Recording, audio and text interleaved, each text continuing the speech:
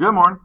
This is a video talking about, this is part one of probably going to be two parts, talking about imperfect and perfect tense verbs.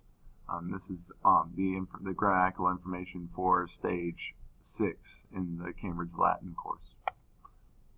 All right, so the framing questions for to understand imperfect and perfect verbs better. Number one, what does changing a verb tense mean? This is a basic look at verb tenses. Number two, how do I identify the tenses of verbs in Latin and in English? Once again, pretty basic, but will be very relevant to this. Number three, when is a verb in the imperfect tense happening? That is, when in time is it happening? Number four, when is a verb in the perfect tense happening? And number five, how do I translate verbs in the perfect and imperfect tense? These questions will be answered somewhat out of order in this PowerPoint, so if you're keeping track, just be ready for any of these at any given time. All right, so tenses in general. A verb tense it tells you when the action is happening in time. So in English, we change verb tenses by changing the way the verb looks and sounds or adding a helping verb. For example, using the verb to run. If you're saying it in the present tense, you're saying he runs. If you're saying it in the imperfect tense, we would translate it like he was running. Notice the addition of was and the ing to the end of run. And then the perfect tense is he ran. Now these two, you can tell they're two different forms of the past tense. And we'll talk more specifically about the difference between the two. And then in Latin, the way these things look, it's actually not all that different from English. Obviously the letters are different, but we just change the way the verb looks and sounds. In Latin, we change verb tenses by changing the ending of the verb and by changing the way the verb looks and sounds. So, using these examples from Latin to English, the present tense is currit for he runs. The imperfect tense for he was running is currebat. And the perfect tense in Latin for he ran is cucurrit. Now notice here you have just normal currit. We've seen that a lot. You'll notice this BA added, it kind of sandwiched in here in the middle for the imperfect tense. And down here you'll notice that the perfect tense just looks totally different. And we'll get to how you figure that out a little later. Alright, so as a review, present tense verbs, we know the endings for those, and they change based on who's doing it, whether I'm doing it, you're doing it, he, she, it, or a nominative noun, etc., etc. So, OST, mustisnt. Each different tense in Latin is going to have, it may be somewhat similar to this, but they all have their own sets of endings that we have to pay attention to. So the perfect and imperfect tense, I'm just going to kind of lay it all out right here. If you're taking notes, this would be a great slide to pause on and just kind of write down what you see. Right here is the very bare bones of it. We'll start over here in the imperfect tense. The imperfect tense occurs in the past, but it's showing an incomplete or continuous action. So it's something that was happening in the past that was never completed, or something that was happening over and over again. And it's translated as was or were xing. X is kind of just standing in for the verb. So it could be was or were loving, was or were eating, was or were running. The telltale sign in Latin of the imperfect tense is this ba. You'll kind of see it between the stem of the verb and the ending that tells you who's doing it. So I'll show you down here below some examples using the verb amo, amare, which means love. So you say amat, that means he, she, it, or nominative noun, loves. If you change that to amabat, then that is he, she, or it, or nominative noun, was loving.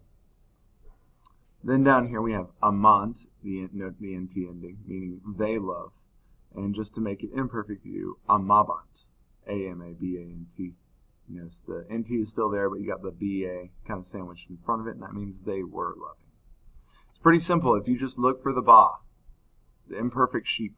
Can't believe I just tried that. Either way, amabant, amabat, you just look for this ba, and that ba tells you that the verb is imperfect. And then you look after it to see who's doing it. We're only going to worry about the t and nt endings for right now. We won't worry about first and second person. All right, the perfect tense.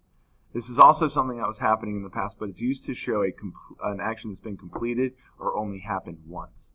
And it's translated like exed, or in English we have a lot of irregulars in the perfect tense, so it's like ran or cooked. It could also be have have run, have cooked. For now, and there's a little bit more to perfect tense verbs. They're not quite as simple. But for right now, we're just going to look for the kind of over here in the imperfect tense where you're looking for a BA down here. For now, the telltale sign will be a V, kind of where that BA is for the imperfect tense. You'll see a V there, and the endings do change a little bit, so you're going to want to pay attention, especially below. So you have a mat, kind of like over here, it means he, she, or it loves. If you change that to a mawit, then that is he, she, or it loved, or he, she, or it has loved. Amant, for they love. Now this is where the ending changes. You notice up here you have VIT. Down here you have amawerunt, and that means they loved. It still ends in NT. You have your V right here, but you also have this erunt right here, and that ERU. And that's just a part of the third person plural ending for the perfect tense. So if you need to keep taking notes, pause right now. I'll wait 1 second, and then we're going to move on to the next slide. Okay, so these are the only endings you need to know for right now. Soon you'll need to know all of these, but just one piece at a time. So over here we have the perfect tense endings. I have the V in parentheses because the V will not always be there for an imperfect tense. They'll just be there for the perfect tense, but they will be there for all the ones that we see in chapter 6. So you have IT, or eat is the ending. A lot of times you'll just see it as wheat at the end of the verb. The plural, third person plural ending for they is erunt, and a lot of times you'll see it as werunt. The imperfect tense endings, very simple. It is just bot for third person singular if he, she, or it, or the nominative noun is doing it, and bont for plural if they are doing it, or nominative plural noun. We do have some irregulars, just like in the present tense where we have sum, es, est, and sunt, meaning I am, you are, he, she, or it is, and they are. And it's just no rhyme or reason, just kind of changes. It does get a little bit more regular over in the imperfect tense, but it does look almost totally different. So we have the first person singular is eram, meaning I was. The second person singular, meaning eras, or you were. Third person, and third person singular and plural, the ones you're going to see the most in this chapter, are erat, meaning he, she, it, or nominative noun was, and erant, meaning they, or nominative plural noun, they were. If you need to write this down, you may want to pause it now. All right, so we have a little bit of practice. You're going to want to pause. But I'm just giving you some verbs from mostly from the Stage 6 vocab. All of this comes from the Stage 6 vocab. So we have festina werunt, imebat, pulsavit, supera werunt, festinabat, pulsabant, superabat, and vituperavit. You're going to want to pause it now and see if you can translate it. Use your notes, use your vocab, figure out what these mean. You're just paying attention to these new endings that we have down at the end. And this would be the time to pause. All right. So we have for festina werunt, that is third person plural perfect tense.